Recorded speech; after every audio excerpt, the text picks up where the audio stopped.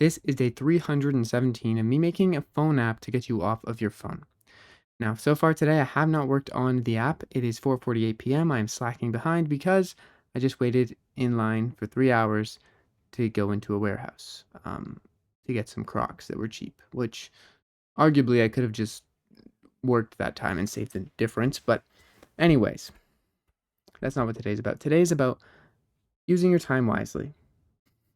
Maybe I didn't today, but maybe also we don't always use our times wisely, and that's okay. Nobody's perfect.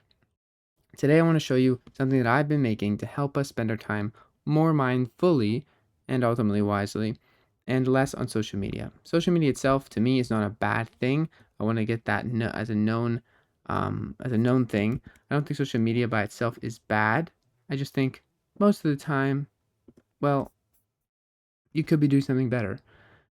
And social media itself is kind of incentivized against doing better things. It's made purely to keep you on your phone. That's how the app makes money. That is how it works. So, with those things in mind, what could you do to solve this problem for yourself? How could this be better?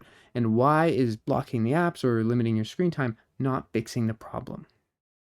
Well, first things first, blocking the apps doesn't solve the problem because the problem is not that you are just addicted to your phone. The problem is you don't know what else to do. You don't know what else to do with this time on your phone when you're scrolling.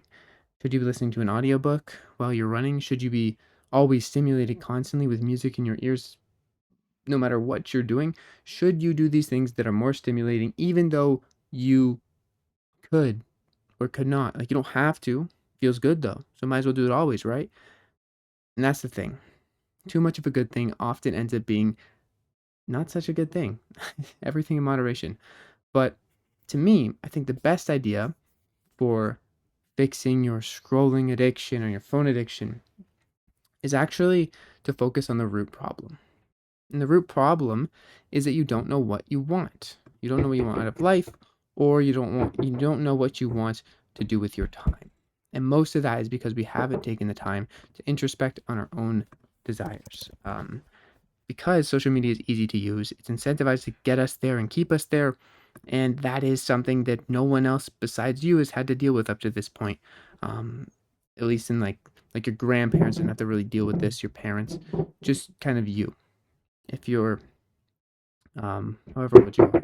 I'm assuming you're probably less than 30 years old if you're watching this video. If you're above that and you're addicted to your phone, it's also not your fault. You are living in the most overwhelming era that we've ever lived in ever. And I think the solution to our existing problem, scrolling on our phones, actually stems from not being able to just have the willpower to put down our phones, but not knowing what is better to do than scrolling on our phones. What should we do with our time if not scroll on our phones, right? Which that not knowing what to do that is better could stem, like I said, from not knowing what you want out of life independently, but it also could stem from other things. Not knowing what the directions you could even go. You have no idea. And you think that you can't choose to try new things or experiment or be wrong every once in a while. So you play it safe, which is actually the riskiest option. You've probably heard that before. It's cliche because it's true. I'm going to show you the app I'm making in a second, I swear, but I haven't made much progress today, so most of this is just a rant. If you want to click off the video, go touch grass, go do something else that you want to do, please go do that instead. You do not have to watch this video. But my point is, there is blocking the apps as a solution, but it's kind of like an antidepressant. They treat the symptom and not the root cause. They're not treating the fact that you don't know what you want to do with your time, so you're scrolling on social media. They're not treating the fact that you haven't taken the time to talk to yourself, to spend some isolated time by yourself, to actually figure out what could be better uses of your time. What are you actually interested in, rather than an algorithmically generated For You page that is never ending. What do you actually want to do with your time and your life? And what do you want to make of your life? These are questions that most of us don't take the time to answer, so we get stuck in a loop of answering someone else's answer. What does the CEO of Instagram want out of life? I don't know, maybe more money, maybe more power, maybe more prestige. I don't know, okay? I don't know, maybe he's a really good guy. But is what you're getting out of life because of what he wants or what you want? That's the question, really. And reason number two why social media in general, you're addicted to it is because it's focused on making your life not better for you, but better for whoever's made social media. Again, more time on your screen equals more people on social media, equals more chances to get their data, equals more money to the baseline. So, yeah, that's the rant for today. Now, what is the solution? It's been here, it's floating here, and I think it's actually to find things that you want to do with your time now rather than waiting until you have time to do it. Seems odd, but if you're spending time on social media, then you have time. It's true, okay? Now, these things are not going to be easier than social media. Nothing is going to be easier than scrolling on social media, especially if you're chronically addicted to it, but it can help to ease you off of spending some of that social media time on other things, and eventually you may get to a point where social media isn't on the back of your mind 24/7 or less, just a little bit less every day over the course of 2 years. It makes a drastic difference. And soon enough, you're not the same person you were 2 years ago whatsoever. So, that all happens on a day by day basis and really small, incremental, unrecognizable changes most of the time. So keep that in mind. But, if you notice it's been 2 years and not much has changed, well, chances are that something big needs to change. Something is wrong. So keep that in mind, experiment, iterate, and that's how you make progress. Enough is enough, though. How does Curiosity Punch work? Well, imagine that you didn't know what to do with your time. You wanted to figure out something better to do with your time other than scrolling on social media. The best way to figure out what to do with your time is to try new things.